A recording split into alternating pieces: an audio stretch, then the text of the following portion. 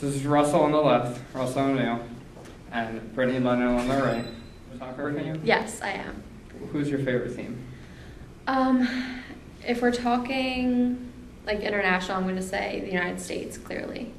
But if we're going to go into like the English Premier League or like any other bigger like company, I would say probably Manchester United, just because of their track record.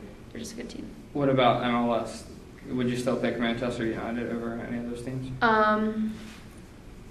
Yeah, I'm going to say yes. Yes? I just like their team and all their players. And Russell, you don't follow soccer at all? I don't follow soccer at all. I've watched occasionally some soccer games if they're on. I just glance at them, but to me, the sport is not as it's not as fun. It's not as interesting as football or baseball, which I pay more attention to. So you do prefer baseball? I do, yeah. More exciting at all when you watch it, Russell?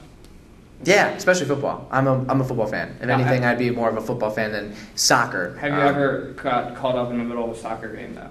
Like no. USA? No. I watched the USA. Was it the USA-Mexican game? Okay. I watched that at work because it was on, and the entire kitchen is Mexican. So they were all about Mexicans beating the crap out of the U.S. So I said, okay, well, I'll kind of pay attention to this. Even though the women's team made it to the World Cup final, you didn't know it's not something I knew about or paid attention to or cared about at all. Did you watch that game? Not so much because it was the women's team. I don't really follow them. Did you know that UD's men's soccer team won their first Conference Athletic Association? I had not the title slightest clue. I knew they won, but I didn't know it was their first ever, which is pretty cool. Mm-hmm. Yeah. Does that give you a sense of pride in the school? Yeah, absolutely. For the school, it does. Not for me individually. Interest going to a game at all? Because I went to a game. It was actually really fun. Yeah, I think knowing that they actually have a good record. I mean, I didn't know how well they were doing before. Mm-hmm. So knowing that they actually won this year, maybe next year, I'll come back and check them out. They actually finished with the best record, most wins ever, too. The most wins they ever had last time was 11. So now they have, I forget, I think it was 13. Wow. Oh, wow, they actually did that well? Mm-hmm. Oh, wow. If you include the conference championship games. Oh, wow, okay, that's cool. That's actually really neat. I didn't realize, because I always thought that soccer here was kind of I didn't realize that soccer was like a big thing. I thought it was kind of like football, down. Right? Yeah, it's on the, down low. No one really kind of, it's a coldest thing almost. People just kind of, soccer? What are you going to do? And now they're saying soccer is an upcoming sport in America. The head coach for our soccer team, Ian Hennessy, has all these crazy statistics that show how many people attend a soccer game in the United States. It's actually more than anywhere else in the world. Really? Even more than Manchester United in Europe, yeah. And it's watched on TV more too.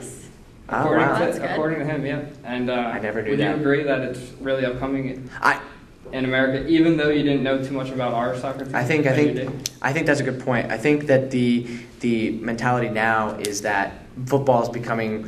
There's so many things going wrong with football that soccer is becoming the avenue where people are like, I'm kind of drifting over to soccer because not only is it an international sport where everybody is involved and football is more local, that people are more inclined to be participating in something that's global rather than local. I think football is a very, very United States sport. It's a very American sport, and no one from outside of the United States gets it, but everyone gets soccer.